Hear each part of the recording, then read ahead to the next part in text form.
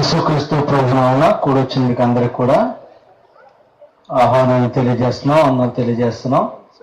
ఇది నా కార్యక్రమానికి అధ్యక్షుడిగా ఓసిరివారి చెరుగుట్టు గిడియన్ సంఘ కాపర్లైన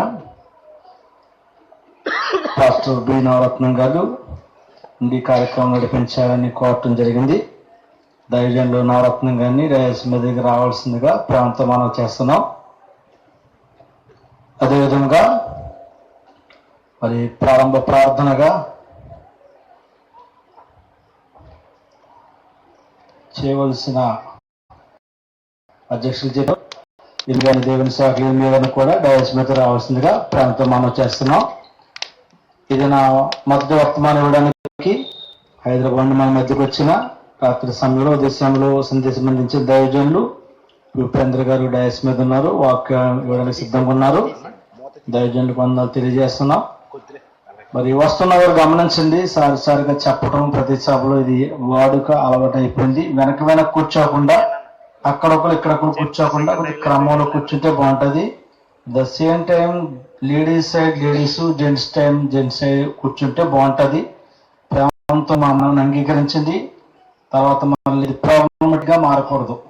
ఎందుకంటే దేవుని సన్నిధి కనుక గమనించాలని ప్రాంతం మనం చేస్తున్నాను. ఈ ప్రోగ్రామ్ ని దైవజనరత్నం గారికి అప్పగిస్తున్నాం.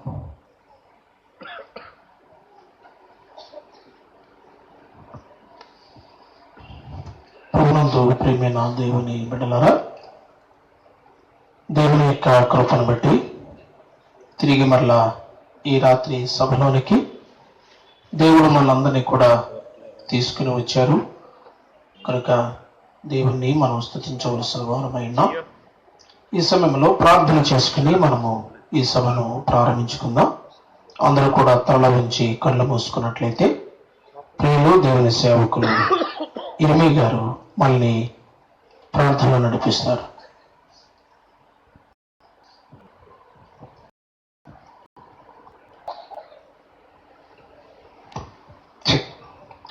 ప్రార్థన. మహాపరిశుద్ధమైన మా తండ్రి, నీ పరిశుద్ధమైన నామం స్తోత్రం చెల్లిస్తున్నాం. మా ప్రభువా, నీ అపారమైన కృపను బట్టి గతించిన సంవత్సరం అంతా మమ్మల్ని కాపాడి క్షేమంగా సజీవులుగా ఉంచి మరి యొక్క సంవత్సరంలో నేను 35వ వార్షిక మహాసభలో మేము పాల్పొంది ఈ విధంగా నేను స్తుతించటకు ఘనపరచటకు నీ చిత్తాన్ని వందనాలు చెల్లిస్తున్నాం. మా ప్రభువా, ఈ 3వ పులికను ప్రభువునైనా మేమంతరం చేరినాం. అనేక మంది రావాల్సిన ప్రభు సకాలంలో తోడుకోమని ప్రార్థిస్తున్నాం. దాసు రాజు గారు కుటుంబం ఆయన సంఘం అందరూ కలిసి ప్రభు ఈ మహాసభను ఏర్పాటు చేసినందుకే వందనాలు చెల్లిస్తూ ఉన్నాం. ఈ సభ ద్వారా అనేక మంది రక్షణ పొంది నేను చేర్చబట్టాకు కృపను గ్రహించమని సందులో ప్రార్థిస్తూ ఉన్నాం. మీ దాసులు వారు రక్షణ పొందిగా కృపను గ్రహించవలసిందిగా ప్రార్థిస్తున్నాం. ఆయన వినటం వల్ల విశ్వాసం కలిగి నీ వాక్యం సమీపిస్తుంది.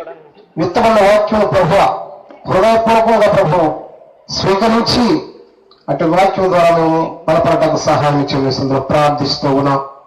నీ దాసులు మాట్లాడుతుండగా ప్రభు నేను వారితో సహాయం చేసి మరి కావలసిన వర్తమానం మాకు దయచేయమని సందులో ప్రార్థిస్తూ ఉన్నాం.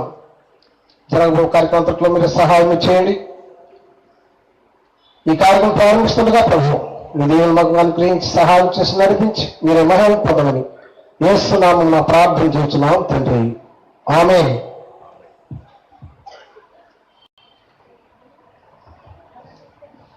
ఈ సమయంలో ప్రమోద్ ఓ ప్రత్యేకమైనటువంటి పాట పాడి వినిపిస్తారు.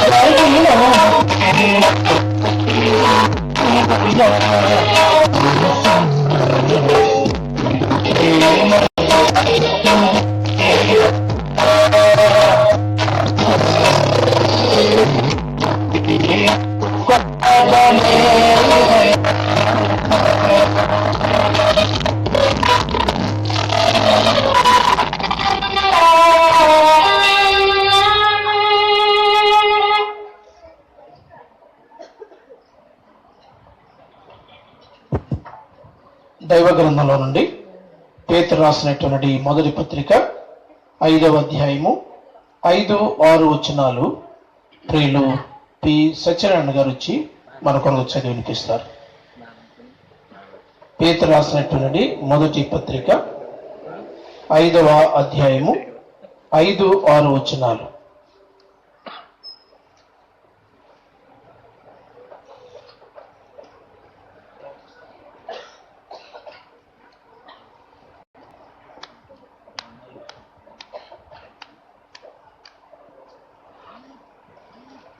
పరిశుద్ధ గ్రంథం నుండి మొదటి పేతురు 5వ అధ్యాయము 4-5 వచనం 5-6 వచనములు ఈ విధంగా వ్రాయబడి ఉన్నాయి.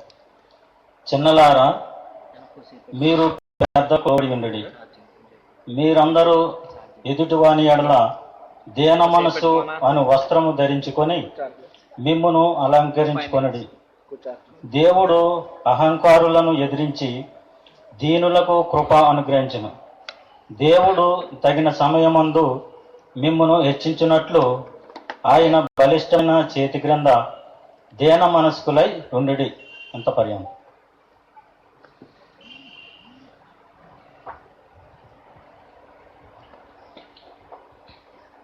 మనందరం కూడా దేవుని వాక్యాన్ని మనం వినబోతూ ఉన్నాం కనుక మనమందరం ప్రార్థనాపూర్వకంగా చేరువచ్చిన మా అందరితో ప్రభు తన యొక్క సేవకుల ద్వారా ఏమైతే మనతో మాట్లాడి ఉన్నారో అట్టి వర్తమానం కొరకు మనం ఎదురు చూద్దాం.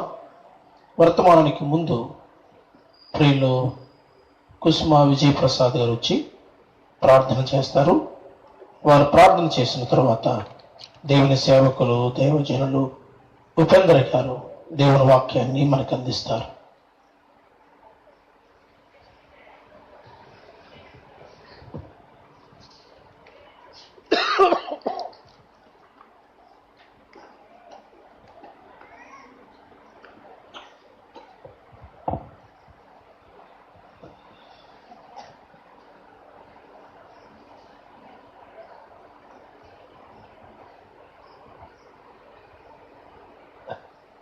ప్రార్థన చేసుకుందామండి. పరిశుద్ధుడు, మహోన్నతుడు అయిన మా ప్రియ పరలోకపు తండ్రి, మమ్మల్ని మిక్కిలిగా ప్రేమించిన మా ప్రభువా, మీ ఘనమైన పరిశుద్ధ నామానికి స్తుతులు స్తోత్రాలు చెల్లించుకుంటున్నాం. నాయన ప్రభువా, మీ మహాప్రేమను బట్టి ఈ యొక్క 36వ వార్షిక ఉజ్జీవ సభలు బట్టి మీకు వందనాలు చెల్లిస్తున్నాం. ప్రభువా, మీ దాసులను అలాగే సంఘ పెద్దలను మీరు నాయన అయా వారిని ప్రోత్సహించి ఈ సభలు జరిపించడానికి ప్రభువా నాయన మీరు చేసిన ఏర్పాట్లను బట్టి వందనాలు చెల్లిస్తున్నాం. ప్రత్యేకంగా నాయన మీ యొక్క దాసులను మా మధ్యకు నడిపించి మీరు మాతో మాట్లాడుతున్నారు. నాయన ఉదయకాల సమయంలో మీ దాసులు నాయన ఉపేంద్ర గారి ద్వారా మీరు మాతో మాట్లాడారు. నాయన ప్రభువా, ఎడ్వర్డ్ విలియమ్స్ గారి ద్వారా మీరు మాతో మాట్లాడారు. ఈ రాత్రి కూడా ప్రభువా మీ దాసులపై బలమైన అభిషేకం ఉంచమని ప్రార్థన చేస్తున్నాను. ప్రభువా, మీకు వందనాలు స్తోత్రాలు నాయన. ఈ యొక్క స్థలం అంతటిని కూడా మీ ఆత్మ స్వాధీనంలోనికి తీసుకోమని ప్రార్థిస్తున్నాను. కూడా వచ్చిన ప్రతి ఒక్కరిని కూడా మీరు దర్శించండి ప్రభువా నాయన. కేవలం మేము వినువారు మాత్రం కాకుండా వాక్య ప్రకారంగా జీవించడానికి మమ్మల్ని మేము ప్రభువా మీ వాక్యం ద్వారా కట్టుకోవటానికి, మీ వాక్యం ద్వారా ప్రభు మా జీవితాలను దిద్దుకోవడానికి మీరు మాకు సహాయం చేయండి. నాయన ఈ సమయంలో ప్రత్యేకంగా మీ దాసులు నాయన మాతో మాట్లాడుతుంటుండగా మీ దాసులు మీరు అభిషేకించండి నాయన. మీ దాసుల ద్వారా మీరు మాతో మాట్లాడి మహిమ పొందండి. యేసు ప్రభు వారి దివ్య నామమున వేడుకొని ప్రార్థిస్తున్నాను తండ్రి, ఆమేన్.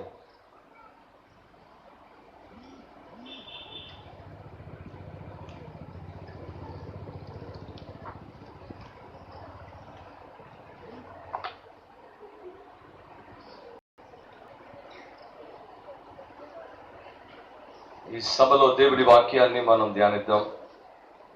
పేతురు రాసిన మొదటి పత్రిక 5వ అధ్యాయము 5-6 వచనాలు.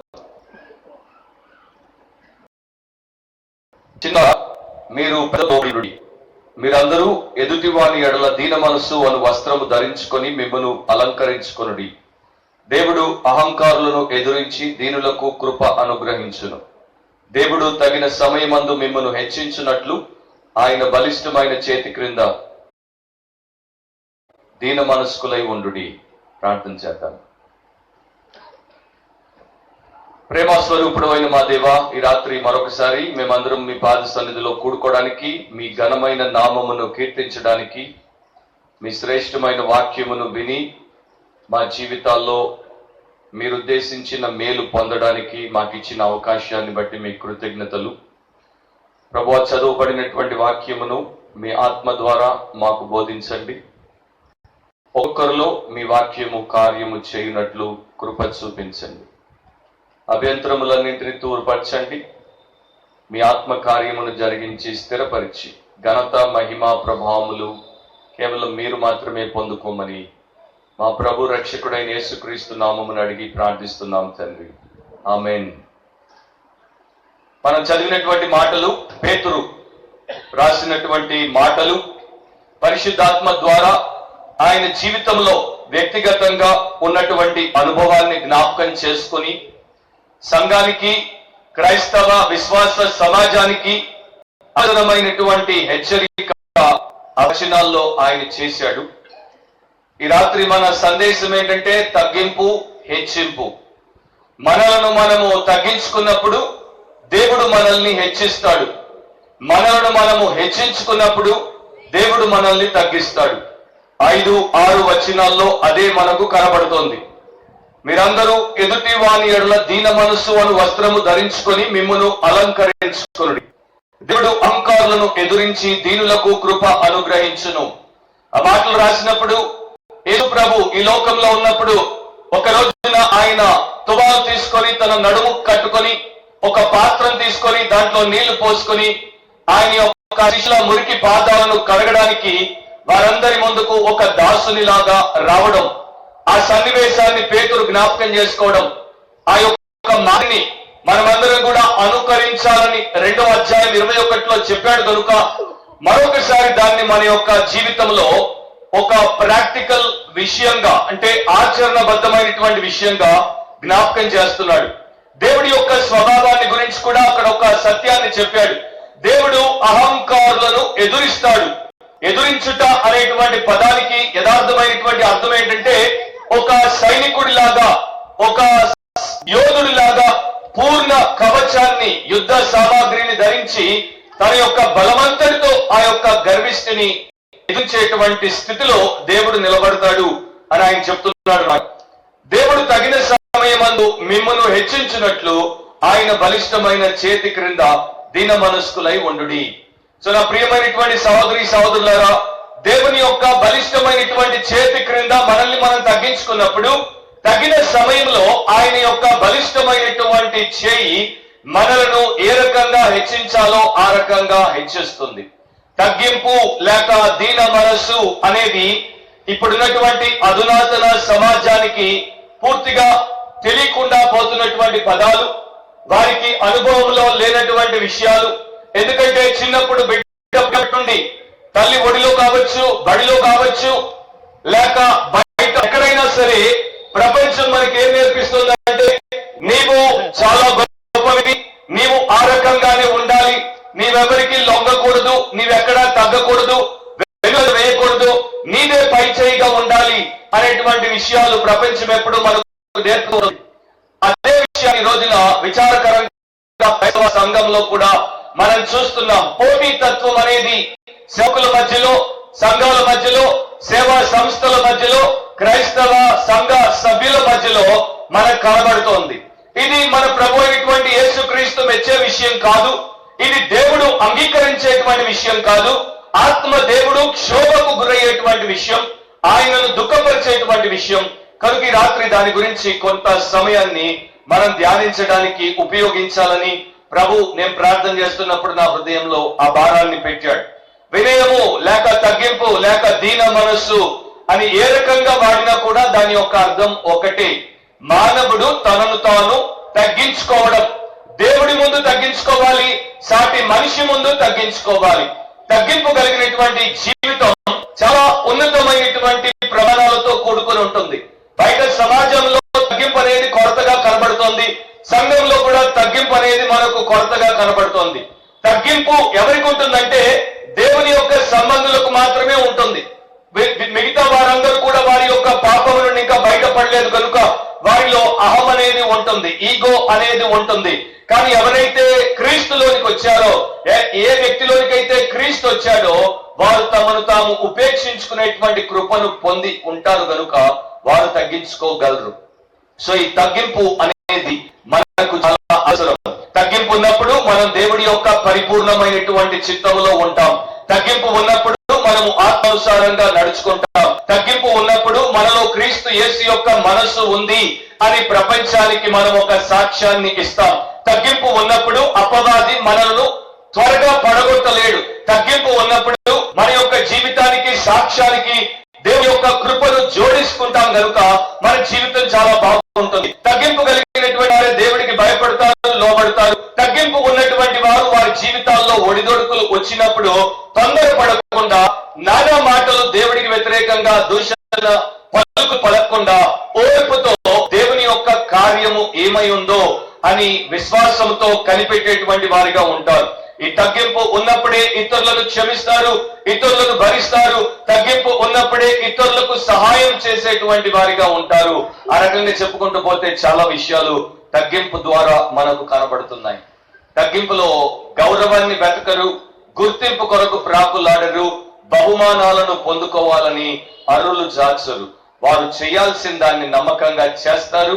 ప్రతిఫలము ఏ రకంగా ఎప్పుడు రావాలో అది దేవుడు నిర్ణయిస్తాడు అని విడిచిపెట్టేస్తారు. కొన్ని సంవత్సరాల క్రితం ఇంగ్లాండ్ దేశంలో ఒక ప్రముఖ సాహితీవేత్త, రచయిత ఉండేవారు. ఆయన పేరు సర్ వాల్టర్ స్కాట్. ఆయన దేశం అంతట్లో కూడా ప్రముఖ సాహితీవేత్తగా గుర్తింపబడ్డాడు. అదే సమయంలో లార్డ్ బైరన్ అనేటువంటి ఇంకొక కవి పుట్టుకొచ్చాడు.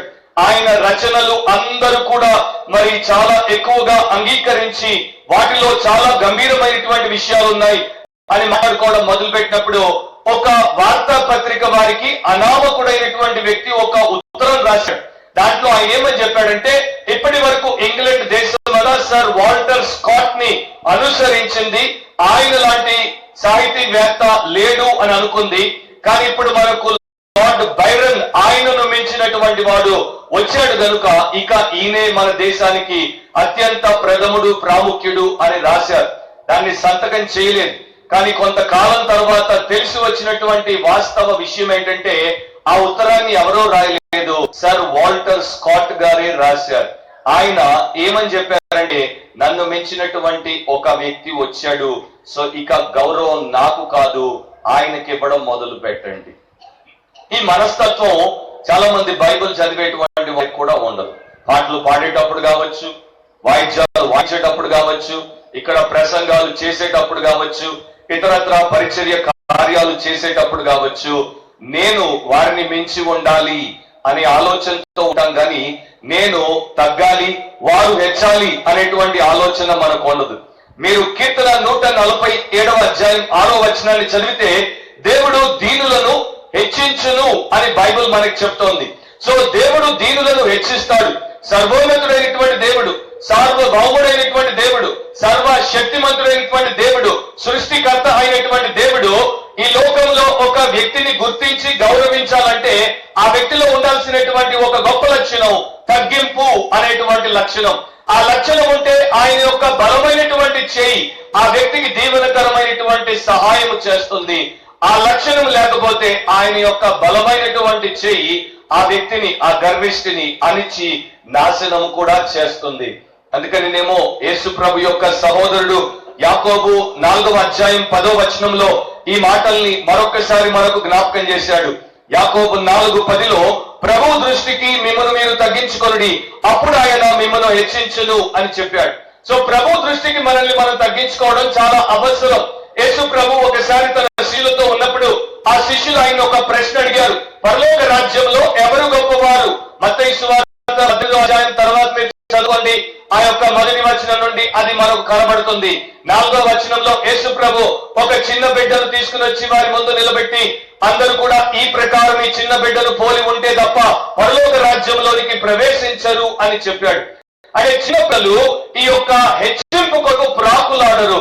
చిన్నపిల్లలు అందరితో కూడా కలిసిపోయేటువంటి వారిగా ఉంటారు కనుక ఆ మనస్తత్వాన్ని మీరు కలిగి ఉన్నప్పుడు మీరు పరలోక రాజ్యంలో ప్రవేశిస్తారని ప్రభు అయినటువంటి యేసు ఒక దృశ్య రూపంలో దీన్ని మనకు చూపించాడు.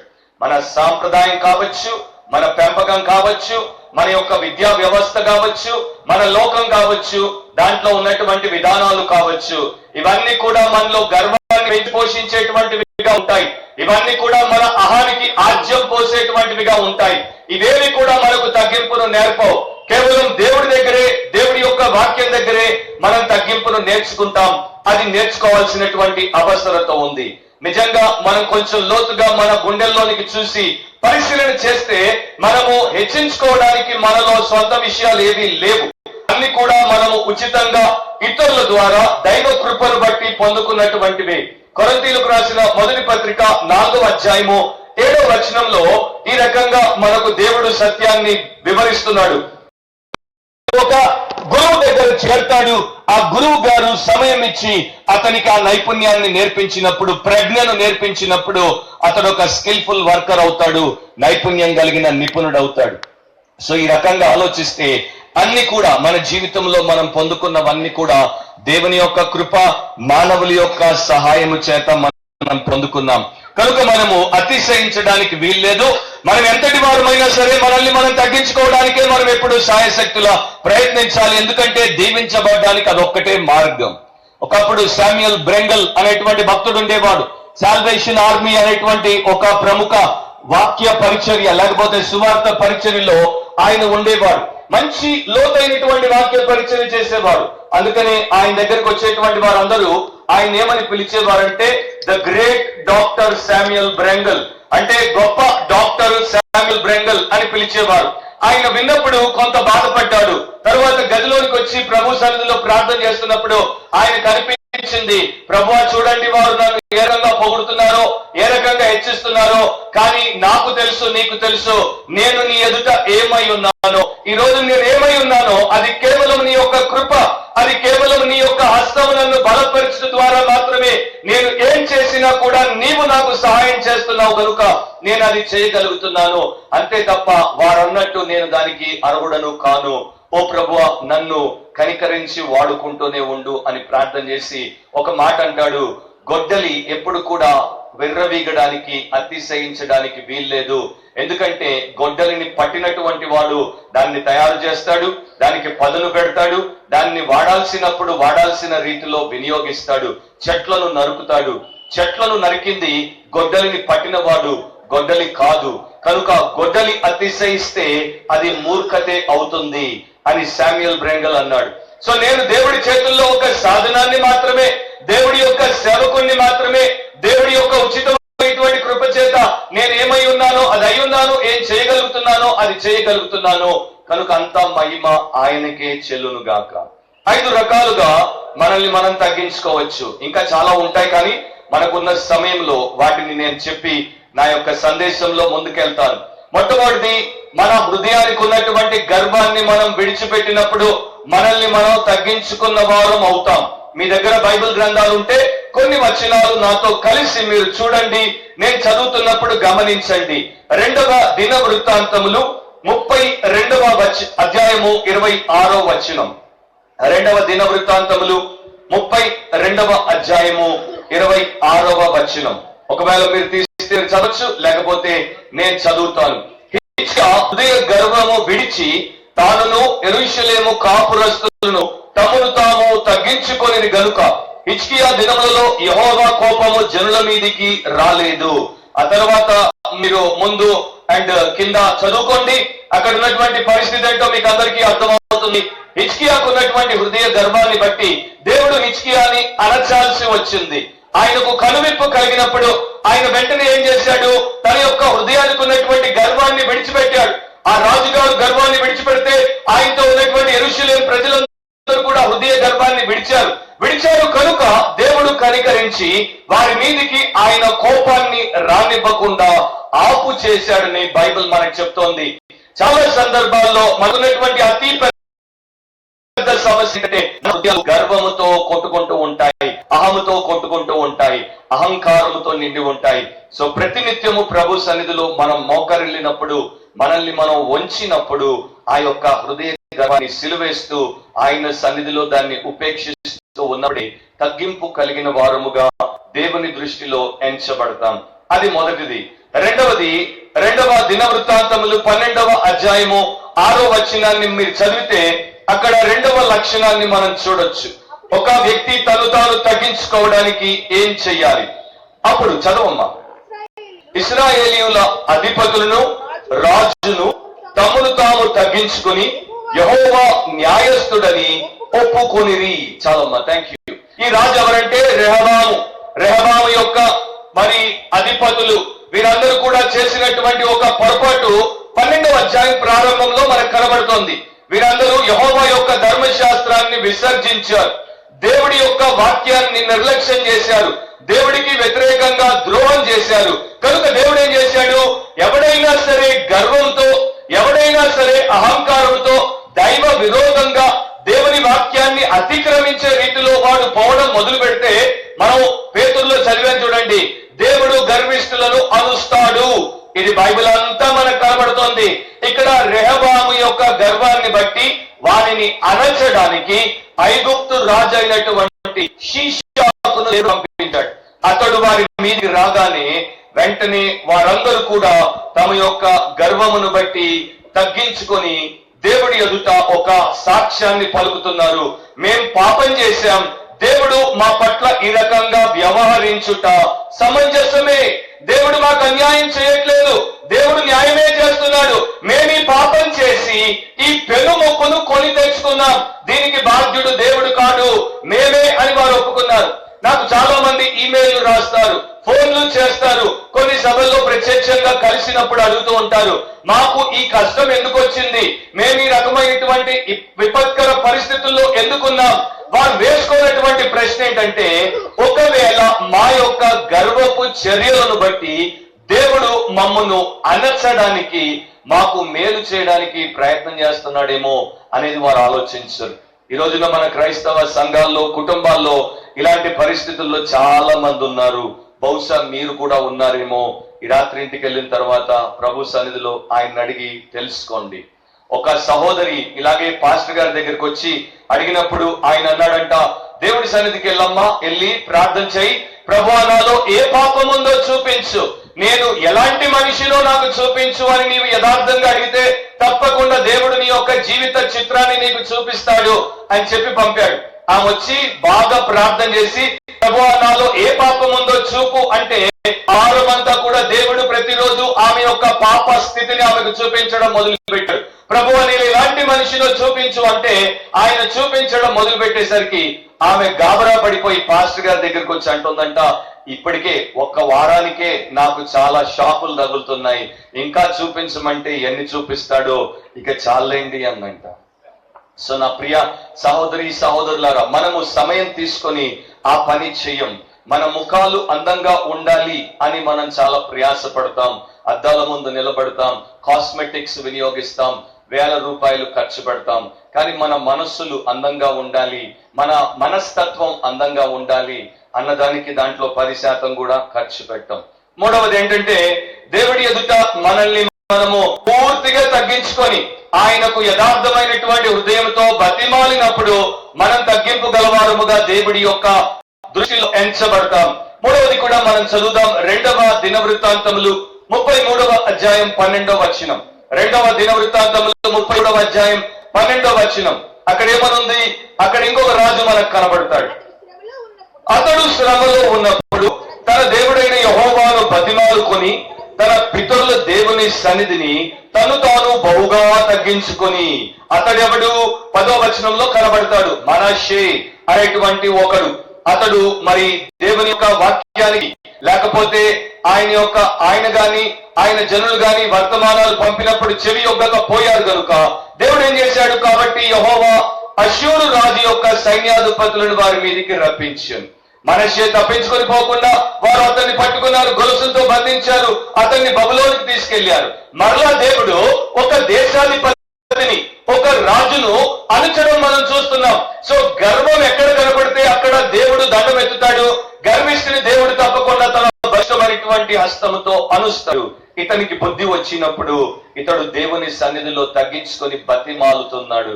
దేవుడు కనికరం చూపినట్లు ఆ తర్వాత మనం చూస్తాం. 4వది మనల్ని మనము ఏ రకంగా తగ్గించుకోవచ్చో 1 రాజులు 21వ అధ్యాయం 29వ వచనాన్ని చూస్తే దేవుడు మనకు చూపిస్తాడు. 1 రాజులు 21వ అధ్యాయం 29వ వచనం.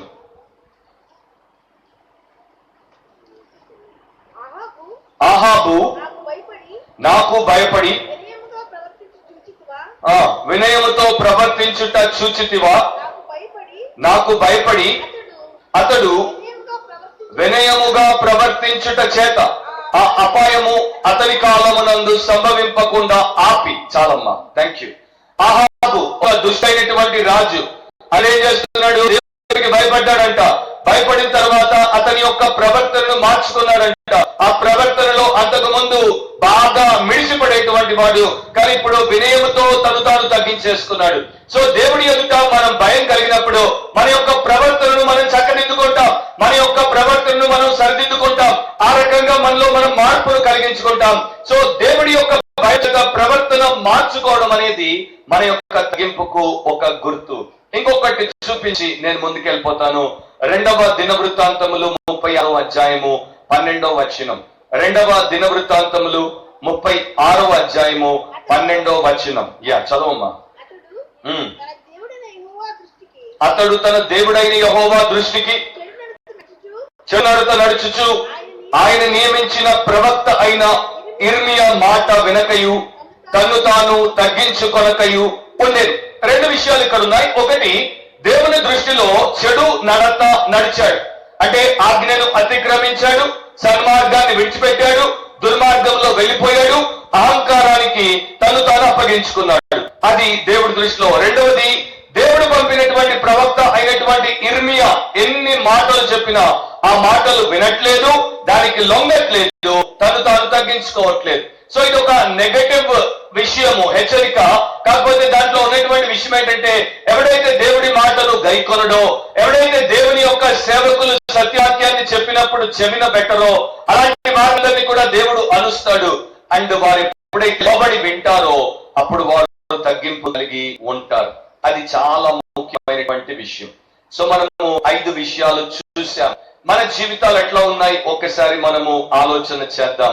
మీరు దానియేలు గ్రంథం 5వ అధ్యాయానికి వస్తే అక్కడ దానియేలు ఒక రాజుతో ఈ రకంగా అంటున్నాడు. 22-23 వచనాల్లో, బెల్షస్సరు అతని కుమారుడు వగు నీవు ఈ సంగతి అంతయు ఎరిగి ఉండియు నీ మనస్సును అణచుకొనక పరలోకమందున్న ప్రభు మీదికి నిన్ను నీవే హెచ్చించుకొంటివి.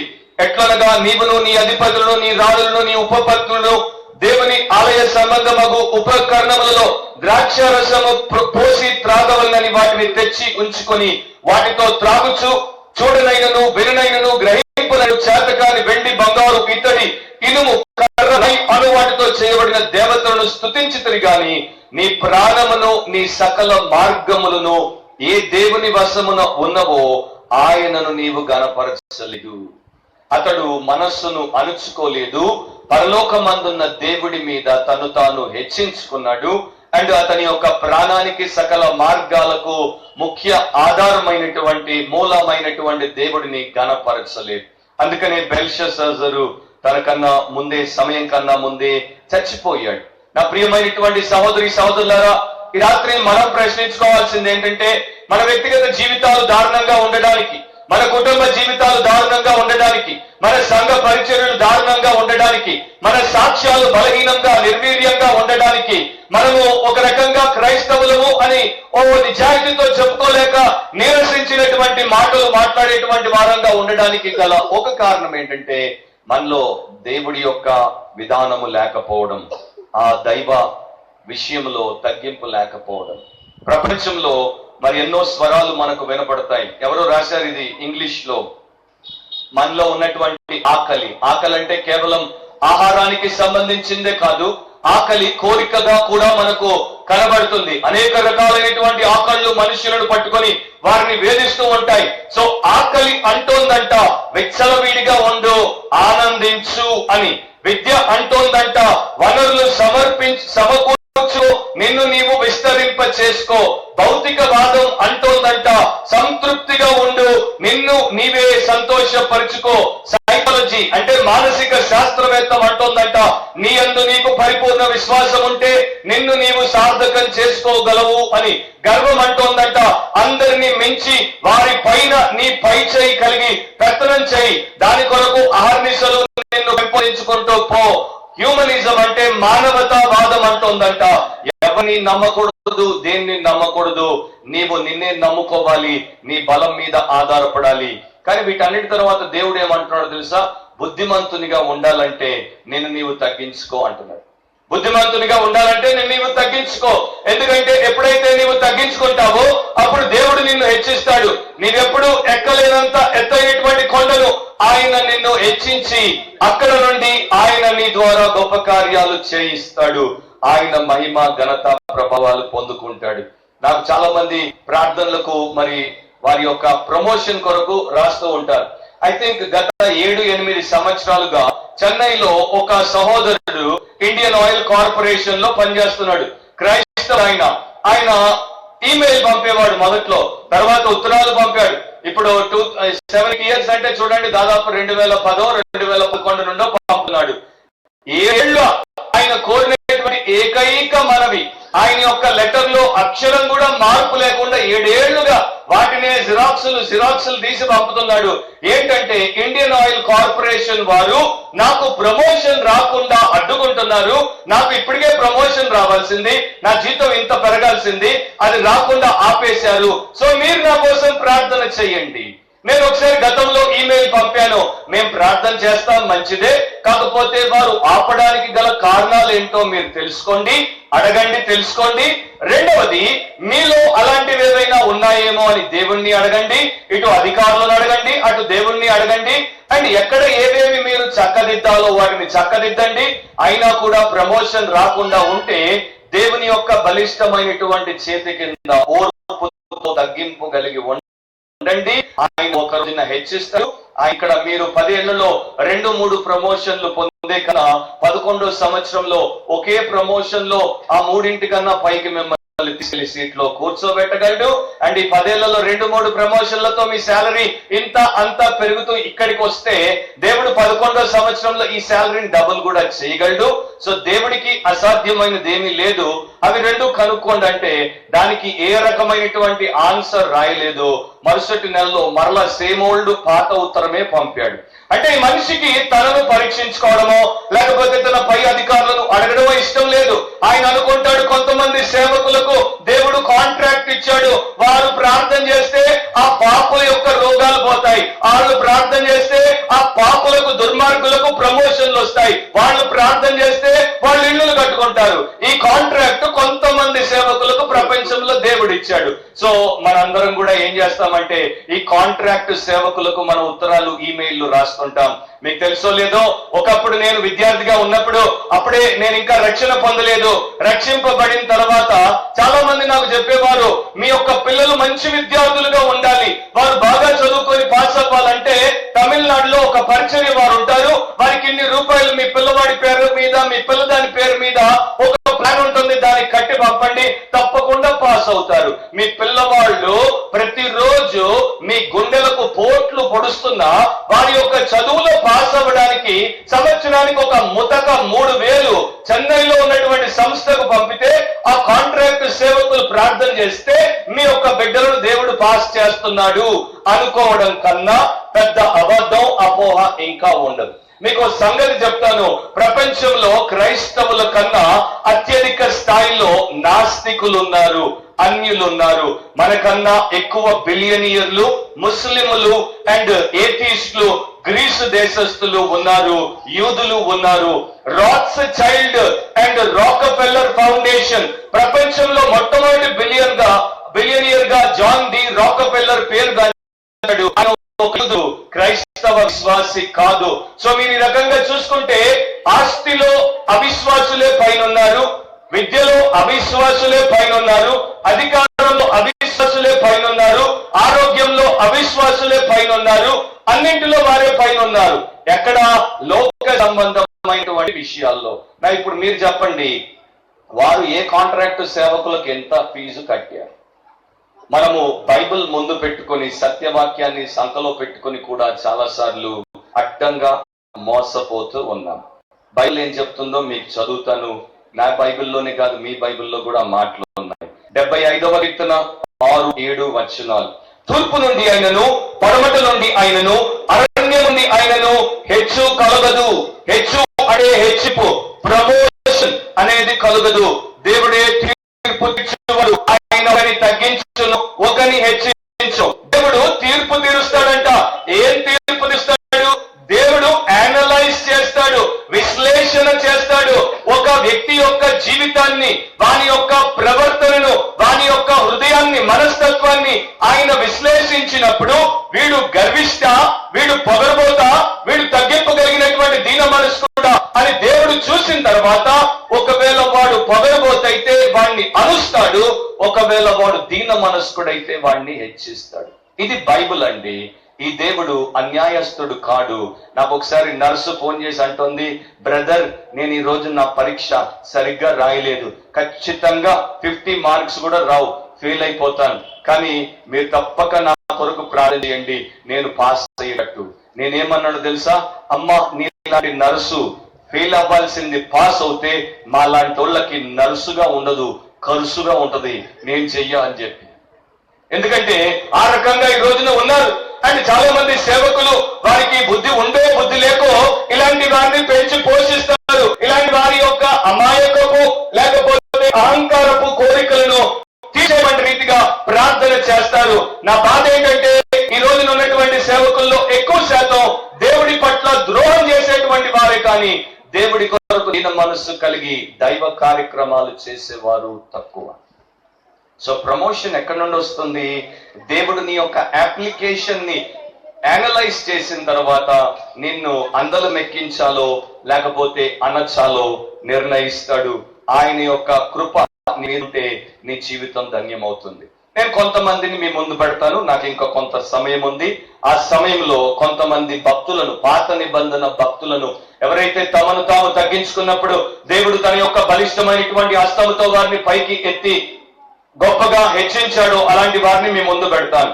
కానీ ఈ మాట మనం ఏదైతే చదివామో, దేవుడే తీర్పు తీర్చువాడు, దేవుడే విమర్శ చేయువాడు, దేవుడే పరిశోధకుడు, సమస్తాన్ని పరిశీలన చేసిన తర్వాత న్యాయముగా జరగాల్సిన దాన్ని జరిగించేటువంటి వాడు, వీరందరి జీవితాల్లో ఆయన ఈ యొక్క విధానాన్ని వినియోగించడం మనం చూస్తాం. మొట్టమొదటి ఏంటంటే ఆదికాండం 12లో మీరు తిప్పాల్సిన అవసరం లేదు, వింటుకోండి, నేను చెప్పుకుంటూ పోతాను. మొదటి 2 వచనాల్లో అబ్రాహాం అనేటువంటి ఒక వ్యక్తి కనబడతాడు. దేవుడు ఆయన్ని దర్శించాడు, ఆయన్ని పిలిచాడు. ఆయన్ని పిలిచినప్పుడు ఆయన తన ఇంటి వారిని, తండ్రి ఇంటి వారిని, తనకున్నటువంటి సమస్తాన్ని, తన ఊరిని విడిచిపెట్టేసి దేవుడి యొక్క పిలుపుకు లోబడి ఆయన ముందుకు బయలుదేరాడు. అబ్రహామును దేవుడు దీవించడానికి గల కారణం ఏంటో నేను ఇక్కడ మీకు చూపిస్తాను. హెబ్రీ 11వ అధ్యాయము 8వ వచనం. హెబ్రీలకు రాసిన పత్రిక 11వ అధ్యాయం 8వ వచనం.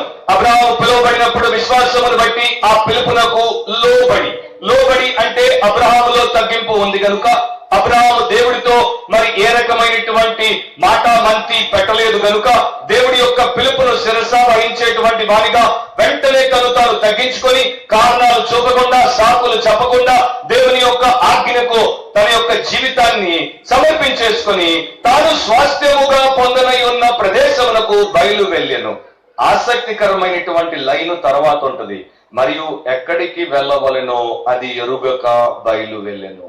ఎక్కడికి వెళ్ళాలో తెలియదు, బయలుదేరిపోయాడు, పెట్టాబేడా సర్దేసుకొని. సో అబ్రహామును దేవుడు హెచ్చించడానికి గల కారణం ఏంటంటే, దేవుడు మాట్లాడాడు, దేవుడు నన్ను పిలిచాడు అన్న దాని మీద అబ్రహాము ప్రగాఢమైనటువంటి విశ్వాసమును కలిగిన వానిగా, విశ్వాసము నాకు మూల పితరుడుగా కనబడుతున్నాడు.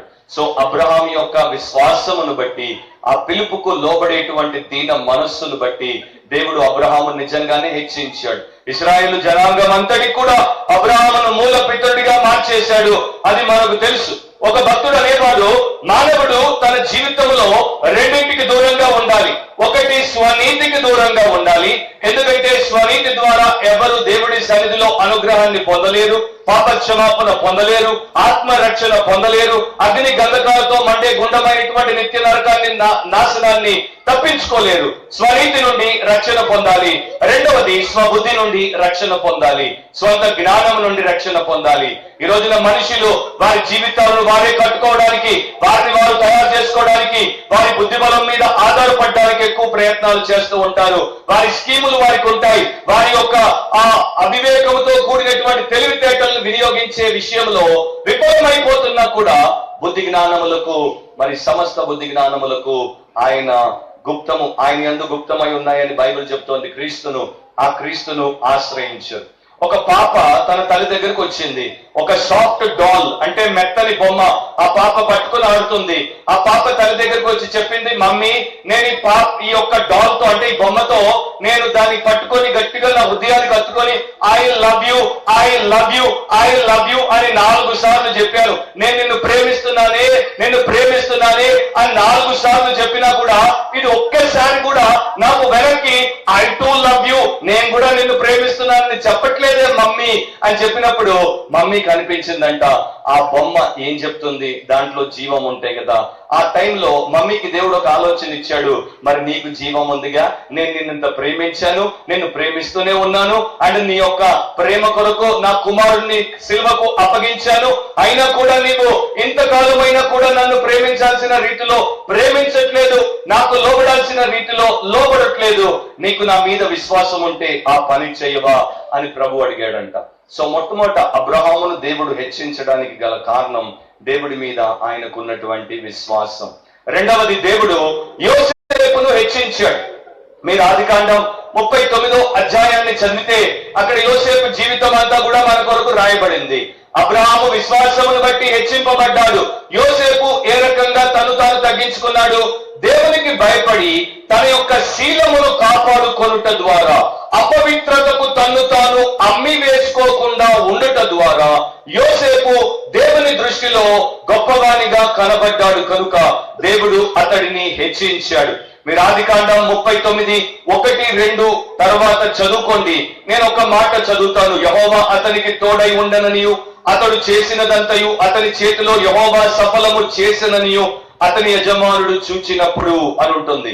21వ వచనంలో మనం చూస్తే యెహోవా యోసేపుకు తోడై ఉండి అని మనం చదువుతాం. 23లో చూస్తే యెహోవా అతనికి తోడై ఉండేను గనుక మరి దేవుడు అతను చేయునంత కూడా సఫలం చేశాడు. సో యోసేపు ఒక చెరలో ఉన్నాడు. అంతకన్నా ముందు యోసేపు పొత్తిఫర్ ఇంట్లో ఉన్నాడు. యోసేపు ఒక యవనస్తుడు, యోసేపు రూపవంతుడు, సుందరుడు. మరి ఏ రకంగా ఉండేవాడు నాకు తెలియదు.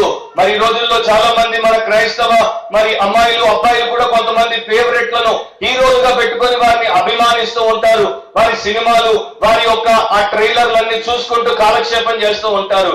మరి ఆయన బాహుబలి లాంటి ఆ యొక్క ఏం పేరు ఆయన పేరు నాకన్నా మీకే బాగా తెలిసి ఉండాలా.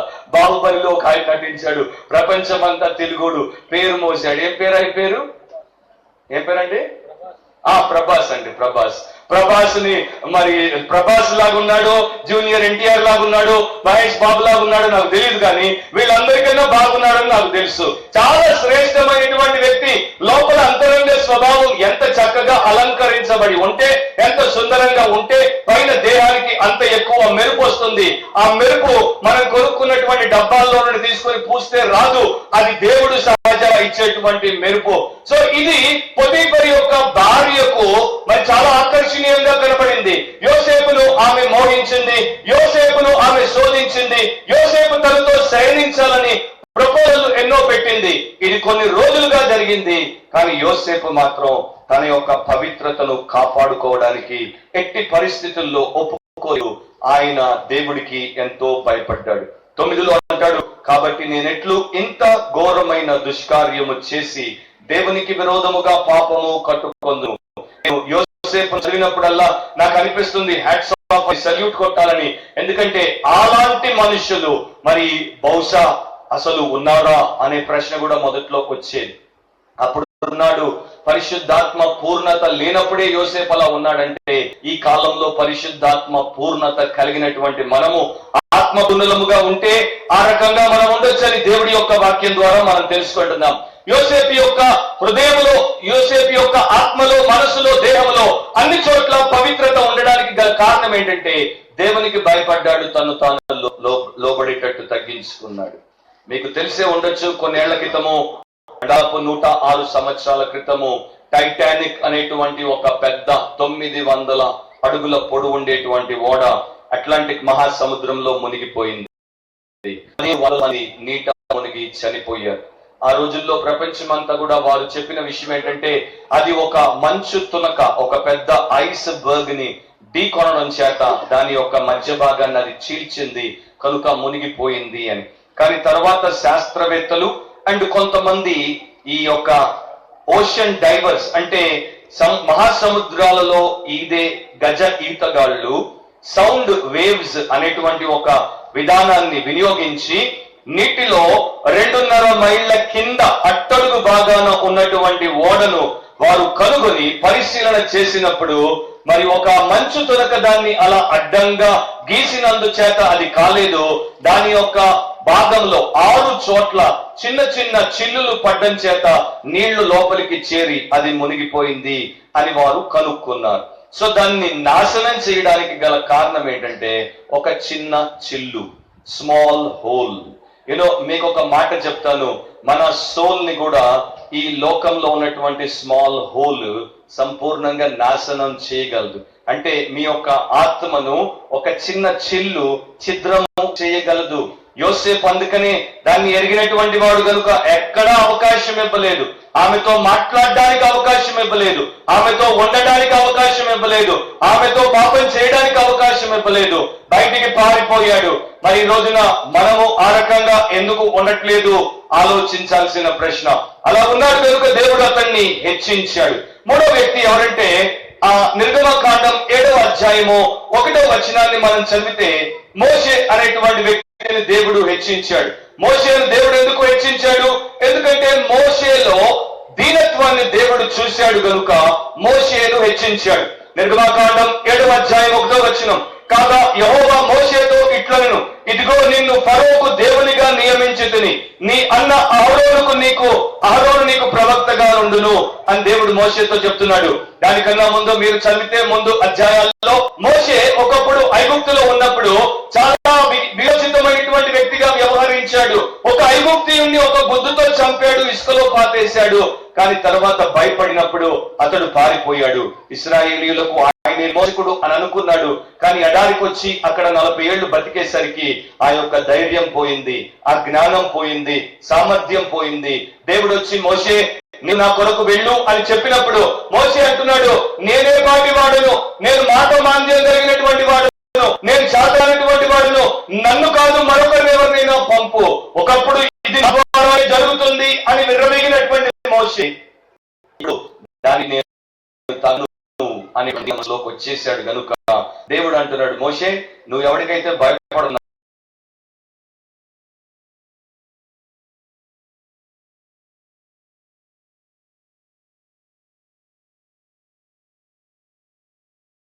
ఫరో కదా భయపడుతున్నావు, ఆ ఫరోకే నిన్ను లేదా నిర్మాకారం చదివి కనబడుతుంది.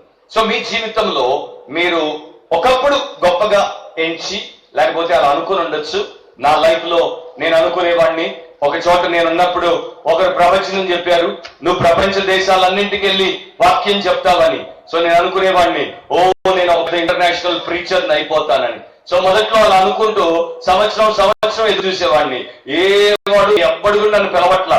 అప్పుడు నాకు అనిపించింది వారు అబద్ధం చెప్పారేమో అని. కానీ ఒక రోజు బైబిల్ చదువుతుంటే దేవుడు నా హృదయంలో ఉన్నటువంటి పాపమును, నా హృదయంలో ఉన్నటువంటి ఆన్ని నాకు చూపించాడు. నీవు అనుకున్నంత వరకు నీవు ఎక్కడికి పోవు, నీవు అనుకున్నంత వరకు నేను ఎవడు పిలవడు అని చెప్పినప్పుడు అప్పుడు నాకు అర్థమైంది, ఎవరో చెప్పుగానే నమ్మేసి వారి మాటను బట్టి నేనేదో అయిపోతాననేసి అహంతో నిండాను. అది చాలా పెద్ద మూర్ఖత అండ్ చాలా పెద్ద పాపం అని దేవుడి సన్నిధిలో నా పాపాన్ని ఒప్పుకొని విడిచిపెట్టాను. నేను ఒకటి నేర్చుకున్నాను. అబ్రహాం ప్రార్థిస్తాడు చూడండి, ప్రభువా నేను ధూళిని బూడిదను, ప్రభువా నా యొక్క ఆరంభము ధూళి, నా యొక్క అంతము బూడిద. సో నేను నీ దగ్గర, నీ పాదాల దగ్గర I'm but dust and Ashes, నేను మట్టిని అండ్ తర్వాత బూడిదగా మారిపోయేటువంటి వ్యక్తిని, అంతకు మించి ఏమీ లేదు. నీ చిత్తము ఏ రకంగా ఉంటే ఆ రకంగా చెయ్యి. దాని తర్వాత సంవత్సరం అంతర్జాతీయంగా మాట్లాడే ఇన్విటేషన్ వచ్చింది. అండ్ ఇప్పుడు దాదాపు 21 దేశాలకు దేవుడు నన్ను తీసుకెళ్లాడు. అది దేవుని యొక్క కృప. సో ఇక్కడ బైబిల్లో ఉన్నటువంటి వారి బ్రతుకులోనే ఇది యథార్థంగా జరగడం కాదు, దాన్ని అనుసరించేటువంటి వారి యొక్క జీవితాల్లో కూడా, భక్తుల జీవితాల్లో కూడా ఆయన చెప్పింది ఆయన నెరవేర్చేటువంటి వాడు అనేది మరలా మన ప్రభు అయినటువంటి దేవుడు యథార్థంగా నిరూపించుకుంటూ ఉన్నాడు. 3వ దాంట్లో నుండి 4వ దాంట్లోనికి మనం వెళ్ళిపోతాం. యెహోషువను దేవుడు హెచ్చించాడు. ఎందుకు హెచ్చించాడు? యెహోషువలో దేవుడికి నమ్మకత్వం కనబడింది, విశ్వసనీయత కనుక దేవుడు యెహోషువను హెచ్చించాడు.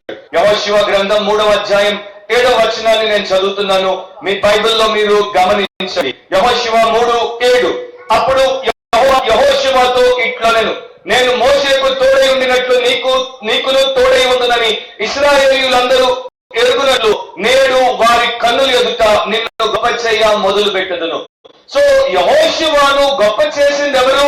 దేవుడు గొప్ప చేశాడు. యెహోషువ తాను గొప్ప చేసుకునేటువంటి ప్రయత్నము చేయలేదు. ఈ రోజున చాలా మనలో ఎంతో మంది వారిని ఎన్నుకోవడానికి, వారిని గొప్ప చేసుకోవడానికి ప్రయత్నాలు చేస్తారు. అది వృధా ప్రయాసే. దేవుడు మనల్ని హెచ్చించినప్పుడు ఎవ్వరూ మనల్ని అడ్డుకోలేరు. కానీ మనల్ని మనం హెచ్చించుకునే ప్రయత్నం చేసినప్పుడు దేవుని బలిష్టమైన హస్తము మనల్ని అణిచివేస్తుంది. మీరు తర్వాత చదువుకుంటే యెహోషువ నమ్మకంగా దేవుడితో నడిచాడు. ఆయన ఇంటిల్లి పాదిని కూడా నమ్మకంగా దేవుడితో నడిచేటట్టు జాగ్రత్తలు తీసుకున్నాడు. యెహోషువ 24:15 మనందరికీ తెలుసు. ఆయన అంటున్నాడు, నేను నా ఇంటి వారును యెహోవాను సేవించదము. సో ఆయన ఒక్కడే కాదు, ఆయన భార్య, ఆయన పిల్లలు అందరూ కూడా దేవుడి యొక్క మార్గంలో, దేవుడి యొక్క అనుసారంగా దేవుడిని గణపరిచి దేవుడి యొక్క గొప్ప విషయాలకు అనుకునేటువంటి సాక్ష్యాన్ని కలిగి జీవించేటువంటి వారిగా ఉన్నారు. బైబిల్లో ఒక గొప్ప మాట ఉంటుంది, న్యాయాధిపతులు 2వ అధ్యాయం 7వ వచనంలో ఏంటంటే, యెహోషువ దినములన్నింటను, యెహోషువ తరువాత యెహోవా ఇశ్రాయేలీయుల కొరకు చేసిన కార్యములన్నింటినీ చూచిన పెద్ద దినములన్నింటను ప్రజలు యెహోవాను సేవించు వచ్చిరి. యెహోషువ కాలంలో ప్రజలు దేవుడిని సేవించారు. ఆయన తర్వాత దేవుడి కార్యాలను చూసినటువంటి యెహోషువ నాయకత్వం కింద దాన్ని అనుభవపూర్వకంగా తెలుసుకున్నటువంటి వారి కూడా జనాలు దేవుడి పట్ల నమ్మకంగా ఉన్నారు. నాయకుడు నమ్మకంగా ఉంటే ప్రజలు నమ్మకంగా ఉంటారు. యజమాని నమ్మకంగా ఉంటే పనివారు నమ్మకంగా ఉంటారు. ఇంటికి యజమాని అయినటువంటి భర్త నమ్మకంగా ఉంటే భార్య బిడ్డలు కూడా నమ్మకంగా మారడానికి అవకాశం ఉంటుంది.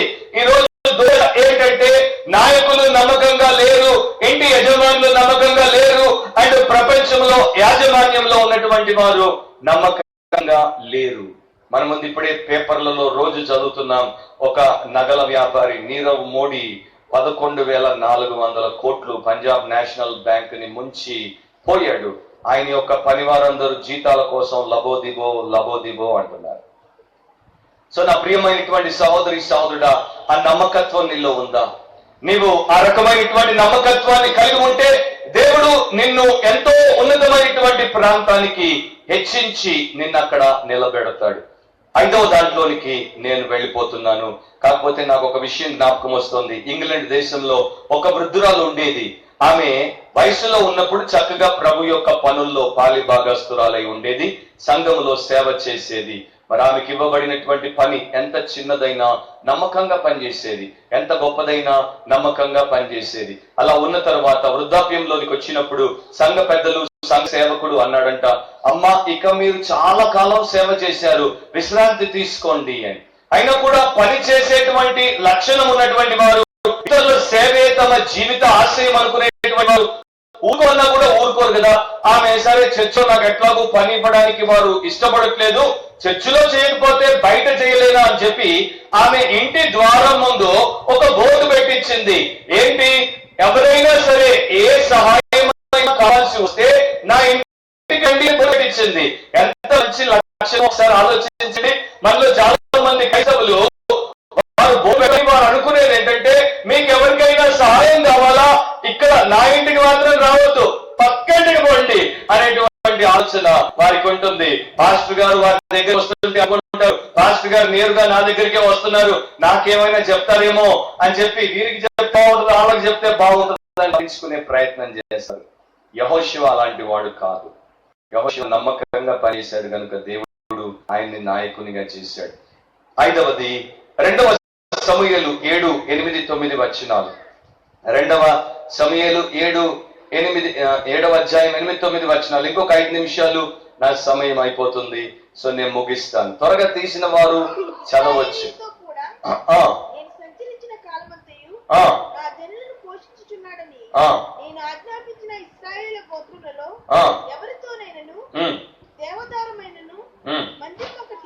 అమ్మా 2వ సమూయేలు 7వ అధ్యాయం 8, 9 వచనాలు.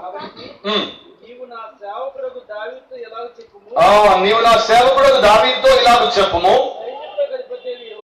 సైన్యములకు అధిపతి యెహోవా నీకు సెలవిచ్చినదేమనగా, గొర్రెల కాపులోనున్న నిన్ను గొర్రెల దొడ్డిలో నుండి తీసి ఇశ్రాయేలీయులను నా జనుల మీద అధిపతిగా నియమించితిని. నీవు పోవు చోట్ల నెలను నీకు తోడుగా నుండి నీ శత్రువులనందరినీ నీ ఎదుట నిలవకుండా నిర్మూలన చేసి లోకములోని గనులైన వారికి కలుగు పేరు నీకు కలుగజేసి ఉన్నాను. సో దావీదుకు దేవుడు ఎంత గొప్ప హెచ్చింపునిచ్చాడో చూడండి. ఆయన్ని అంత పైగా హెచ్చించడానికి దేవుడికి దావీదులో 2 లక్షణాలు కనబడ్డాయి. ప్రప్రథమంగా దావీదు ఒక యథార్థపరుడు, అది దేవుడు చూశాడు కనుక అతని యథార్థతను బట్టి దావీదును దేవుడు హెచ్చించాడు.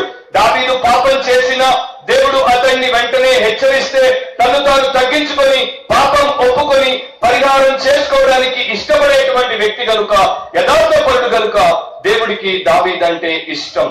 నేను 78వ కీర్తనలో 70వ వచనం నుండి చదువుతాను, మీకు అక్కడ దేవుడు ఏం చూశాడో అర్థమవుతుంది. తన దాసుడైన దావీదును కోరుకొని గొర్రెల దొడ్లలో నుండి అతన్ని పిలిపించెను. పాడి గొర్రెలను వెంబడించుట మాన్పించి తన ప్రజలైన యాకోబు తన స్వాస్థ్యమైన ఇశ్రాయేలును మేపుటకై ఆయన అతనిని రప్పించెను. అతడు అంటే దావీదు యథార్థ హృదయుడై వారిని పాలించెను, కార్యములయందు నేర్పరి అయి వారిని నడిపించెను. దావీదులో రెండు ఉన్నాయి, ఒకటి ఇంటిగ్రిటీ, రెండవది స్కిల్. ఒకటి యథార్థత, రెండవది నైపుణ్యత. సేవకులు కూడా వినాల్సింది ఏంటంటే, మనం దేవుడి దగ్గరికి వచ్చినప్పుడు, దేవుడి విషయాల్లో మనం ఉన్నప్పుడు, సేవలో మనం పాలి భాగస్థులం అయినప్పుడు మొదట మనలో యథార్థత ఉండాలి. రెండవది దేవుడు మనకి ఇచ్చినటువంటి పనిలో మనము నైపుణ్యత పెంపొందించాలి, అహర్నిశలు కృషి చెయ్యాలి. ఒక అంతర్జాతీయ మరి అంటే దాదాపు 200 దేశాల నుండి 3000 పైచిలుకు సేవకులు, సంఘ కాపర్లు వచ్చినటువంటి కాన్ఫరెన్స్ లో నేను చూసింది ఏంటంటే, ప్రపంచంలో 83% మంది సంఘ కాపర్లకు బైబిల్ ట్రైనింగ్ లేదు. అంటే ప్రపంచంలో ఉన్నటువంటి లక్షలాది మంది సంఘ కాపర్లలో 17% మందికే బైబిల్ ట్రైనింగ్ ఉంది. వారికే బైబిల్ ని ఎలా ఇంటర్ప్రెట్ చేయాలో, అంటే బైబిల్లో ఉన్నటువంటి అర్థాన్ని ఎలా వెలికి తీయాలో అండ్ వాక్యమును ఎలా సరిగా విభజించాలో తెలుసు. 83% మందికి తెలియదు. అంటే ప్రతి 100 మంది సేవకుల్లో 83 మందికి తెలియదు. ఇది వాస్తవ సత్యం, మన తరంలో మన కళ్ళ ముందు జరిగేటువంటి విషయం. ఈ రోజున టీవీ ప్రసంగికులు కనీసం ఒక్కసారి కూడా ఆది కాండం నుండి ప్రకటన గ్రంథం వరకు బైబిల్ ని ఒక్కసారి చదవకుండా టీవీ ప్రసంగాలు చేసేటువంటి దుర్మార్గుల దినాల్లో మనం ఉన్నాం. సో జాగ్రత్తగా ఉండటం చాలా అవసరం. మన సేవకులకు వాక్యం తెలుసా అండ్ మన సేవకులకు యథార్థత ఉందా అనేది మనం కూడా కనిపెట్టడం అవసరం. నా చివరి పాయింట్ ఏంటంటే, 6వది దానియేలును దేవుడు హెచ్చించాడు. ఎందుకు హెచ్చించాడు? దానియేలు 1:9 మీరు చదివితే దేవుడు అంటున్నాడు, దానియేలులో ఉన్నటువంటి ఆ యొక్క కన్విక్షన్ ని బట్టి, నిర్దిష్టమైనటువంటి నిర్ణయాత్మకమైనటువంటి మనస్సును బట్టి దానియేలు ఏం చేశాడు? రాజుగారి యొక్క భోజనము చేత, పానీయము చేత తను తాను అపవిత్రపరచుకోను అని నిర్ణయించుకున్నాడు. ప్రాణం పోతే పర్వాలేదు, కానీ నన్ను నేను అపవిత్రతకు అప్పగించుకోను. దీన్ని ఏమంటారంటే కన్విక్షన్ అంటారు.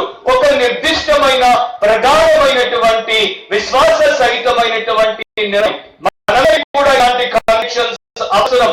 కన్విక్షన్స్ ఉన్నప్పుడు కాంప్రమైజ్ అవ్వము, రాజీ పడము, కకుర్తికి గురికాము, మన యొక్క స్వంత గొయ్యను తొయ్యి మన నాశనానికి అప్పగించబడం.